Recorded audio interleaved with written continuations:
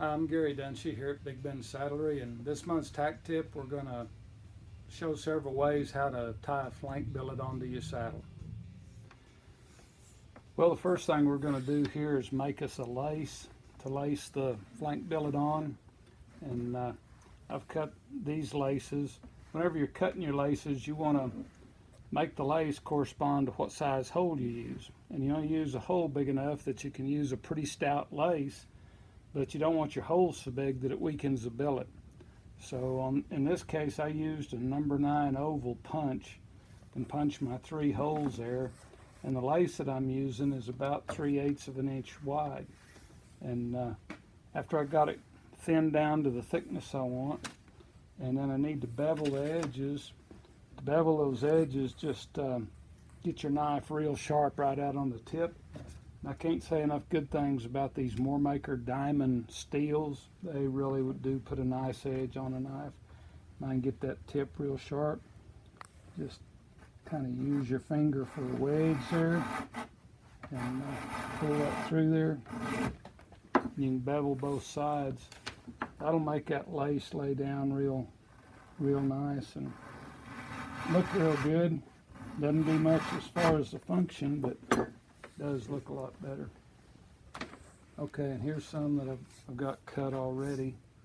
And whenever you cut your laces, be sure that you put a long taper on your tips, because as you're putting them through this, if you just get started and then you go to binding up in the front hole, it won't go through the back hole. It's got to travel a pretty good ways.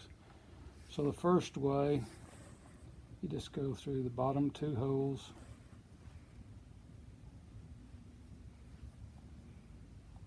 And if you need a little spike, or if you've got a right size Phillips screwdriver or something, punch it through there and get the holes lined up. That helps too. But as you run these through the holes, they should, as you pull them through the holes, there should be some pressure. You don't want them just to go through and not even touch the sides. You want to have to pull them pretty snug like this is. Okay, line up that top hole, and we're going to come back out the top hole.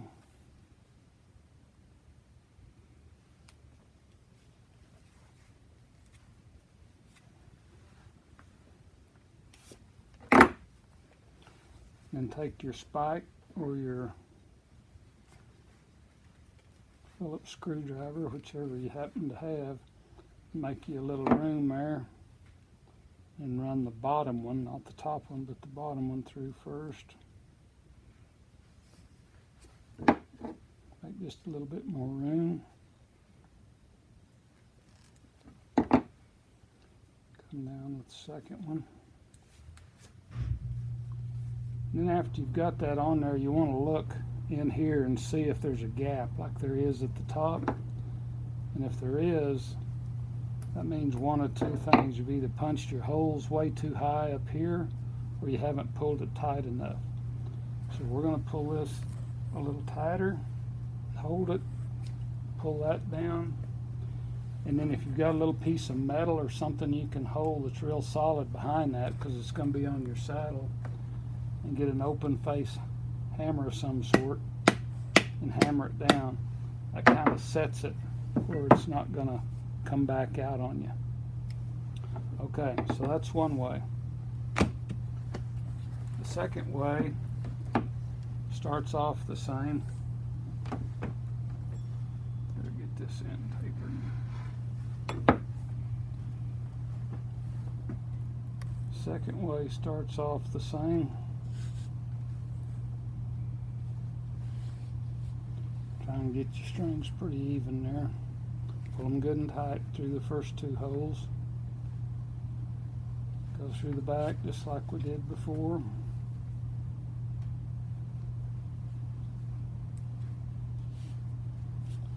Pull them good and tight. Check in the middle, make sure it's good and tight. You don't see the lace running through there. And then we're going to take our spike, open these holes up. We're going to go back through there.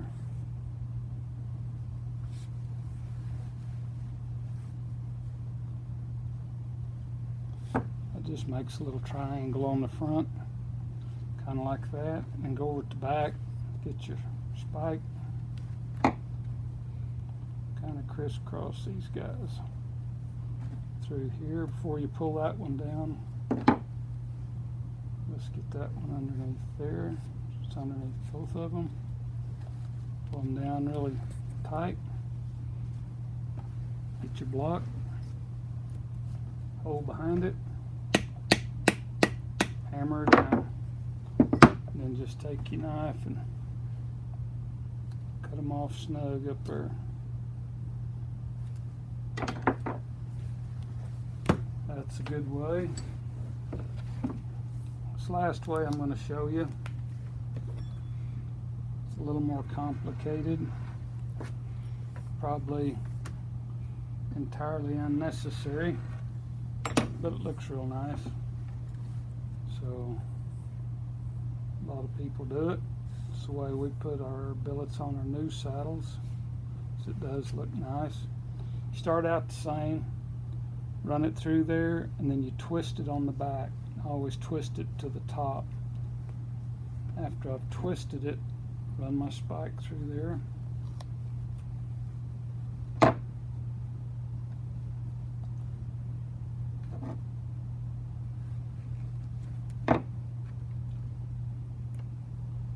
Come around the edge,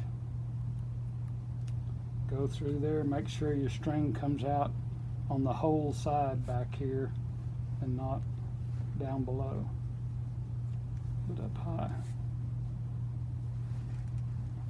Do the same thing on the other side. You're going to twist it up,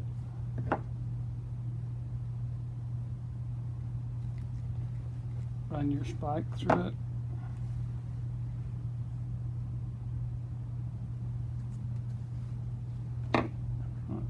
Again, make a little bit bigger hole.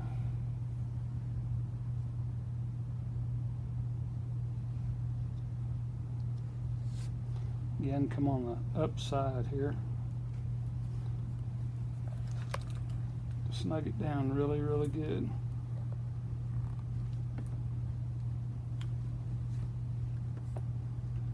And kind of straighten these laces out and aim them over at that top hole.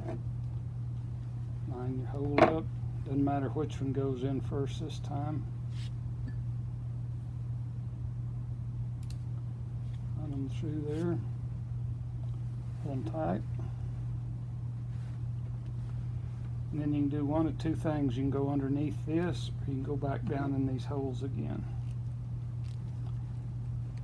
I like to go back through the holes. Take the bottom one.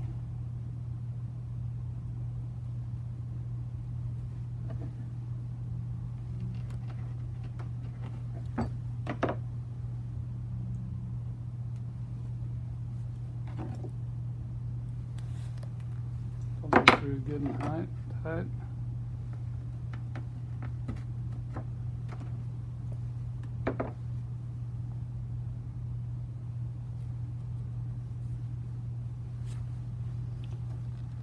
And again, you pull them really, really tight.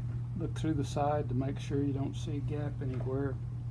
And then we're just going to tuck them under like we did the second one. Remember to stick that second one under before you pull the first one tight.